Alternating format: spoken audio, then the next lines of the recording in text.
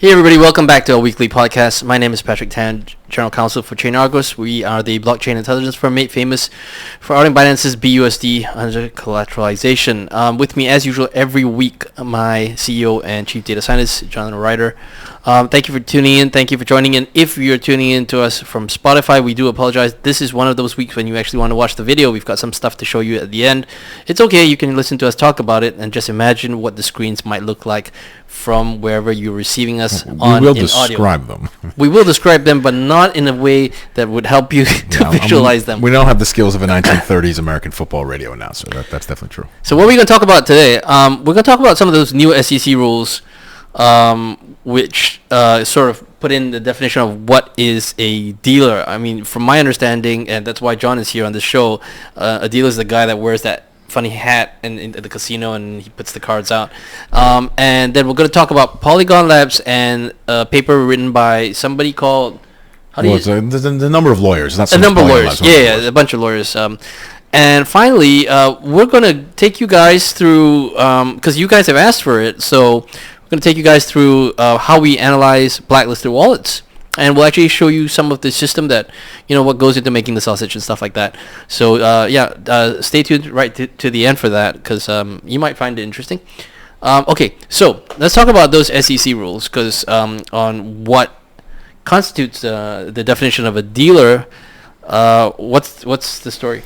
Okay, so, traditionally people think of markets as having investors and then the people in between who do all of the markety whatever stuff. So you can imagine a stock exchange has just investors trading with each other. Right? So in principle, the exchange might need some kind of license, but investors are free to buy and sell stuff on their own.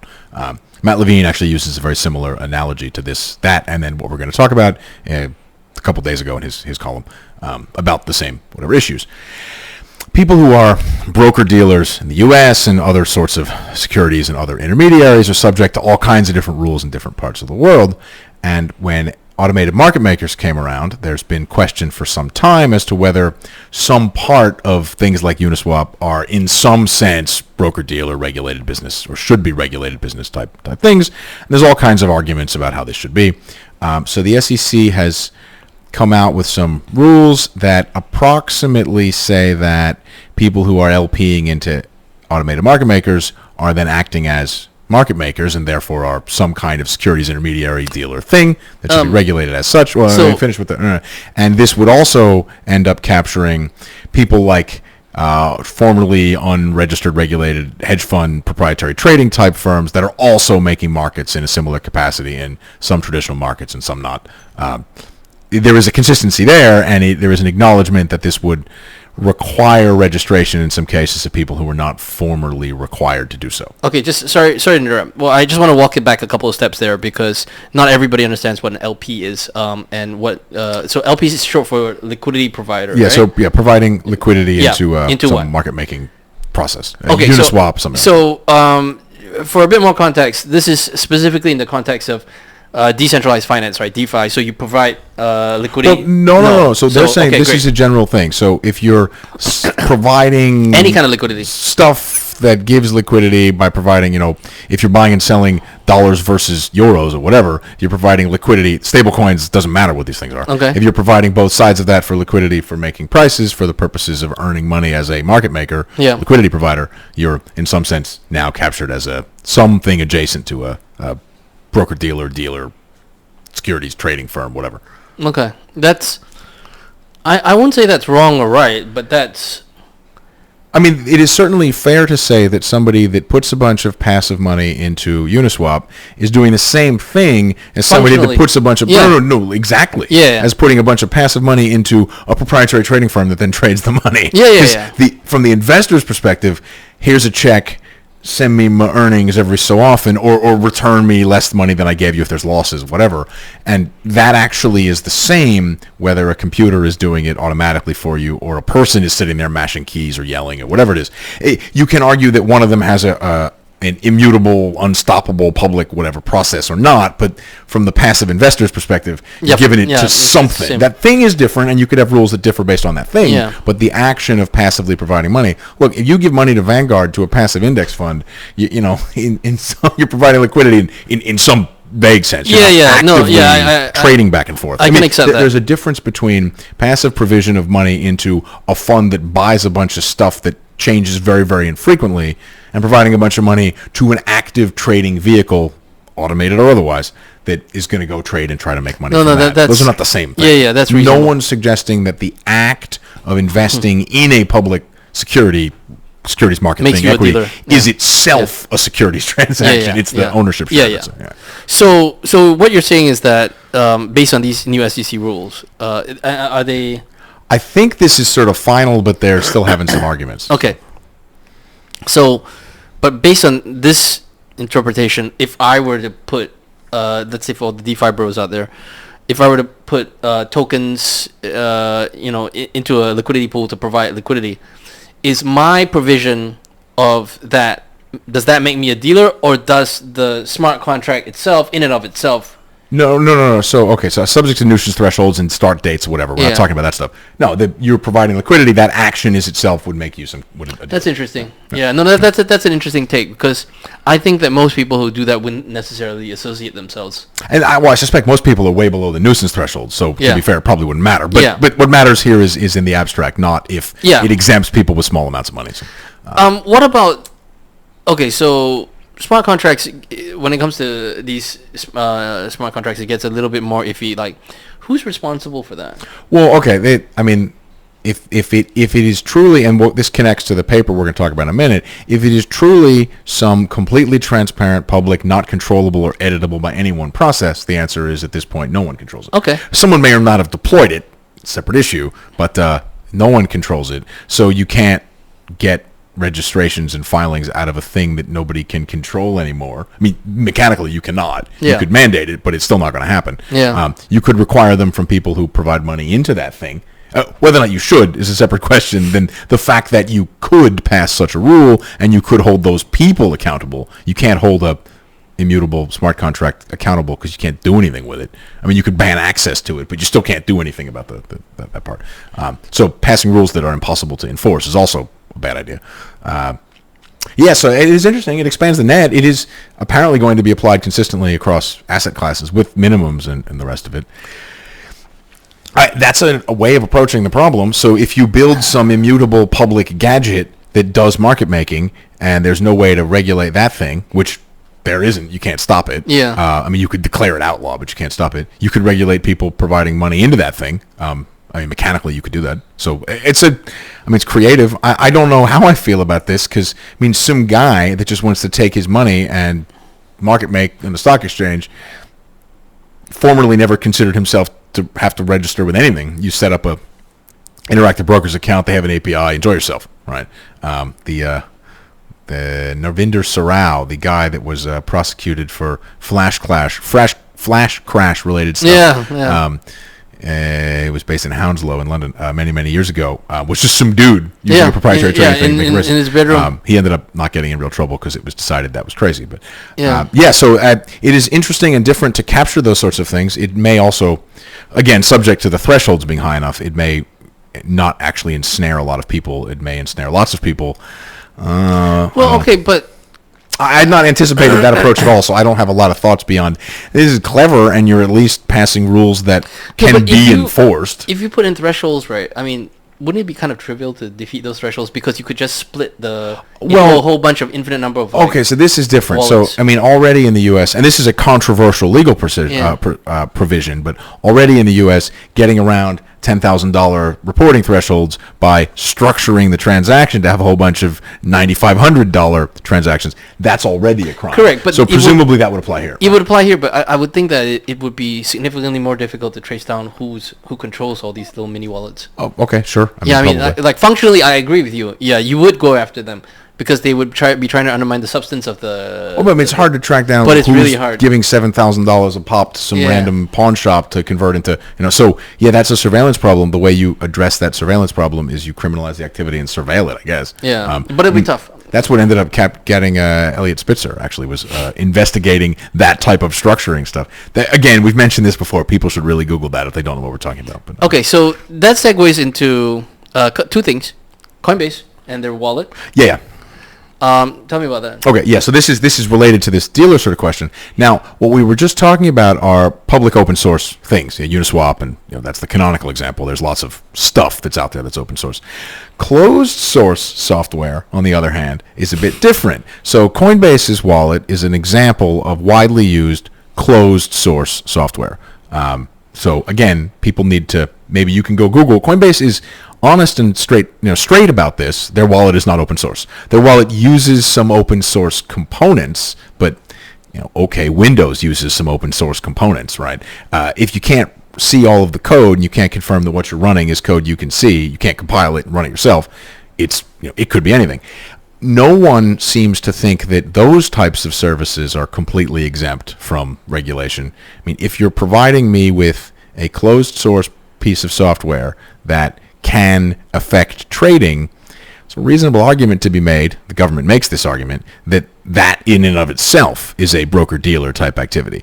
If it's purely open source, it's a different conversation. But if I have to trust you that your program isn't going to steal my money, it means you could steal my money, which means in some basic sense you do have custody of my money.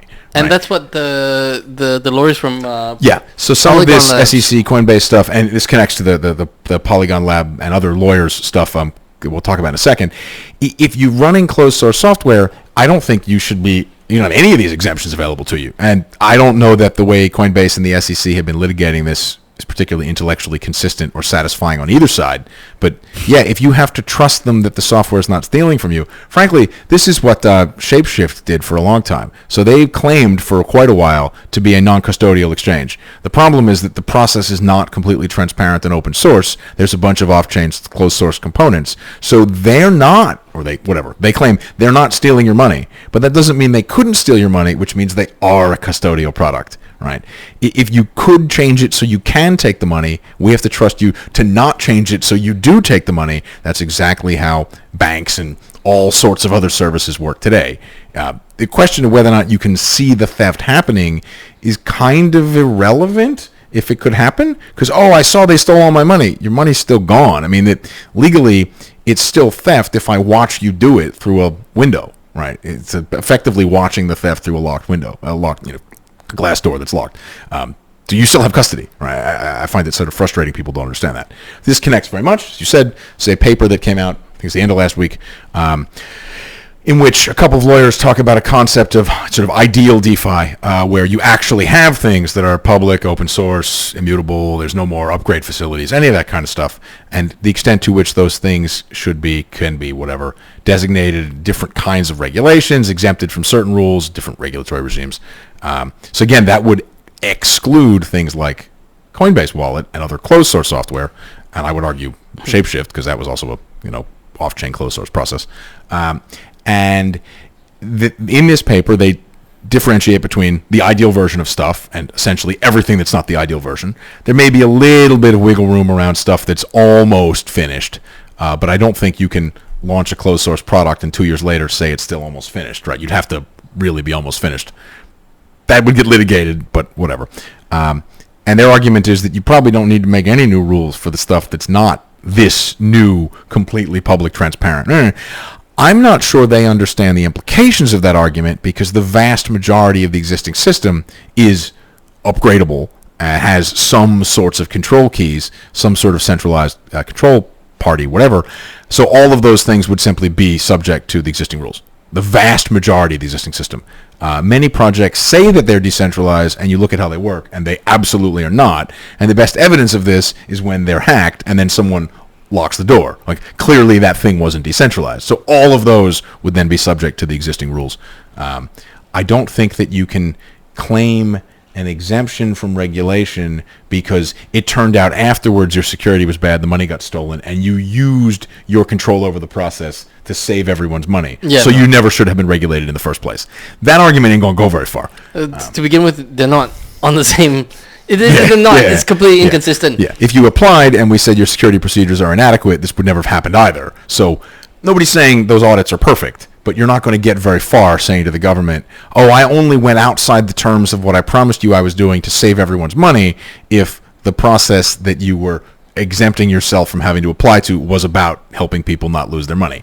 Again, that process may or may not work, but telling the judge, oh no, I'm better on my own, although I still got compromised and had to steal, do something to protect from theft later, that is unlikely to work out well for you. Now, this is related to some academic work that will be coming out shortly. I think the paper's accepted, but we have to do some whatever minor edits as usual. So this paper discussing ideal DeFi talks about how once these things are segregated into a proper exempt whatever version, we should be able to build compliance tools on top of that infrastructure to make stuff work. So that isn't possible in general. As me and two co-authors will be elaborating in the relatively near future. This will be published. A draft of this is already up on, I think, SSRN somewhere. If you have a permissionless system with Turing complete smart contracts, it is not possible without some centralized actor to guarantee compliance. And when I say guarantee compliance, I mean in a strict, computer science sense of absolutely. However, because this stuff is all automated and a lot of these systems are designed to be extremely low cost, there are near trivial end runs for any screening process that you can write. Right? So if your screening process is public, I can work out a way to get around it, and I can fire off as many transactions of as much size as I want, basically for free, really, really fast on this automated platform. So saying, oh, these are only corner cases is not reasonable. And in fact, we see in data that we look at, some of the further away from the Western financial system exchanges, Nobitex, Garantex, these kinds of characters, employ a lot more forwarder contracts and more complicated on-chain sort of standard operating procedures that look exactly like the kind of things that would get around these sorts of rules. Mechanically, automatically, it's the way that this stuff operates. So we are not the only people who are, people are certainly aware that the existing screening procedures can be evaded. I'm not sure how many people are aware that there is no screening procedure that can be constructed that cannot be evaded. So there you go. It's going to be interesting. That'll be out shortly. I'm kind of looking forward to telling people that everything will be fine once we solve this problem. Okay, but that problem can never be solved. So. And on that note, John's going to take you through some of the investigations we did this week. Yeah, so this is just some sort of Tether blacklisting stuff. So here we've got the wallets that were blacklisted this week. So what we're going to look at, just to keep things simple, I guess the mouse is visible, yeah? Okay, is these 3 Ethereum wallets that were blacklisted on the 6th, and then these 5 Tron wallets that were blacklisted on the 7th. This is just to work through how we go through some examples. We track all kinds of blacklisting stuff. So let's start with, okay, so here's 3 Ethereum wallets. So these were all blacklisted on the same day. So what we're looking at here is where the money into these wallets came from. So these are the sources, these are the addresses, these are the tags that we have in our system for these things, and then these are the 3 wallets across the top, total amount. So you can see here, 70,000, 20,000, 32,000, so a total of 125,000.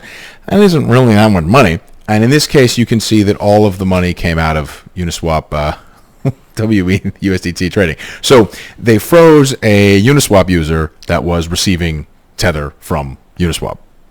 Okay. Well, we also have things to look at where the money went, but we're just going to sort of focus on one side here to get people familiar with this stuff. So whoever this is and whatever's going on here, they were either using ETH wrapping or something to do laundering of the funds, or they were, received ETH in a scam and converted it to Tether afterwards, something like that. But this is some ETH user. These are tiny amounts of other stuff here coming from some other wallet that we have tagged. It's much, much smaller. And you see all 3 of them interacted with the same Uniswap pool. So this is either the same person or 3 variants of a similar scam connected somewhere else, whatever it is. Alrighty. And then here's the Tron thing. So these are 5 wallets that were frozen, Tron, same day. And the first thing to notice here is a lot of this money is coming from addresses we don't have tagged. So we have other tools for digging further into things, but just from here we start. So there's a small amount from some Change Now exchange. This is some scam affiliated address, another AlphaPo, another service, SWTFT blockchain, and then another trading whatever operation. And one thing you'll notice here is that there's very little overlap in addresses. So this, again, address, label, and the different counterparties. So here, no overlap at all. these two for tiny amounts of money interacted with SWFT blockchain, and then this address up here, tiny amount. And again, these are small amounts of money. This is in dollars, so $45,000, $40,000. It's only $264,000 total. And you see, like, this is a tiny account. This was frozen with $2,000 in it, right? This is a very, very small. So it's not clear what's going on here, but a few sort of observations that you can make just from this panel of data alone, in the same way we could work out something on WETH is probably the source of the difficulties for the other accounts. These two, at least, are connected to this thing. If you look at the outflows, you also see a connection to SWFT. So maybe a user there had an issue, perhaps. Who knows? It seems likely that these 5 addresses are connected in some way off-chain that we don't know about. Right? So this is a great example of these are not receiving money directly from the same place. Even if 3 steps back, these wallets intersect, right, and this money all came from the same place, those wallets would have been frozen if it was some kind of an on-chain thing that got you there. This feels a lot more like, somebody got arrested and they had a notebook with these 5 addresses written down, or a thumb drive, or something like that. Or perhaps SWFT blockchain, which these two are at least affiliated with, had some kind of an incident, and then they got addresses from there and traced the stuff down. But this is clearly a case where on-chain isn't ever going to get you there. Had a bunch of these also been frozen addresses, none of these are these addresses, to be clear, then yeah, maybe this is a whole sort of conglomeration and the source address was frozen and subsequent stuff. But no, that's not what happened here. And you see, like $2,000 here, this is tiny, $661, right? These are not large accounts. So low-level scam stuff getting frozen, off-ramp addresses being frozen. Is Tether selectively only freezing the smaller ones? Are the police only asking for the smaller ones? Are the victims only tracing to? We don't know. But as we look at this stuff more and more, I think this is a fair summary of where we are, we're getting much better and more specific questions to ask, even if we don't know the ansers. Yeah. So no, and I think that's part of the process as well. So let's say, for instance, one of the challenges I've seen working with law enforcement people of that from that field is sometimes they don't know what questions to ask, because it starts, any investigation starts with you need to know what questions you're going to ask, otherwise you don't know what to look for.